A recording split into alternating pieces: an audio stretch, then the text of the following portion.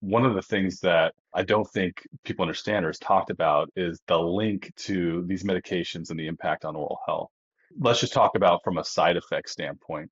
A lot of these medications cause acid reflux, right? And so acid reflux obviously is very detrimental to your teeth. You're getting a lot of acid in your mouth, changing the pH of the mouth and, leading to gum disease, decay, other issues. And so that's certainly a big concern. Also, we're seeing dietary changes because of these medications, which also, have an impact. In some patients, these medications are causing dry mouth too. Also, the saliva is a very important buffer for pH. So, getting lack of saliva is quite problematic for the health of the teeth and the gums. So those are things that we classify as kind of these Ozempic mouth or byproducts of Ozempic. The other thing that can happen from an aesthetic standpoint is just the facial changes from people losing so much weight. Now it can actually change the look of their smile. And sometimes when they've lost weight, their lips can sag a little bit. And then I've had patients come in and say, "Hey, I lost, 50 pounds on Ozempic. It's changed my smile. People can't see my teeth when I smile now because everything's kind of sagging a little bit. What can we do about it?" So these are all the, we'll call it unintended consequences or things that can happen with our mouth as a result of these really pretty great medications. We'll start kind of top of the list with, acid reflux. So certainly controlling, that as a side effect of Ozempic. So whether it be taking, medications like Prevacid or whatever, just, having conversations with your doctor of how to manage the acid reflux. From a dietary standpoint, making sure you are eating healthy foods, right? Foods that aren't going to, be high in carbohydrates. Even a lot of times, a lot of these patients, they're on a lot of smoothies, which have sugar and also could be very acidic, like even berry smoothies, whatever, protein shakes, same thing.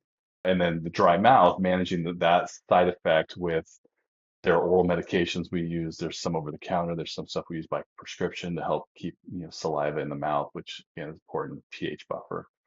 The physical changes a little bit more challenging. So, I mean, it's anywhere from we've had patients that we're talking about combination of lip repositioning procedures, sometimes orthodontics, sometimes veneers. All of those things come into play to help offset the physical changes to make sure that we still have a nice smile.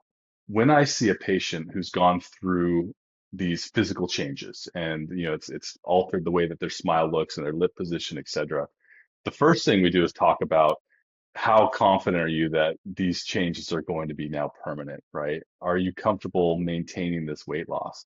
Because anything we do now, if you gain the weight again, it's going to change things again, right?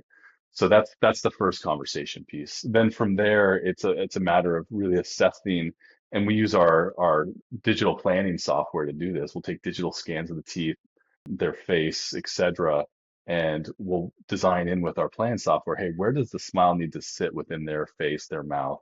What has changed, and what do we need to do about it? Are we talking about lip repositioning procedures? Are we talking about potentially just lengthening teeth with veneers or bonding procedures?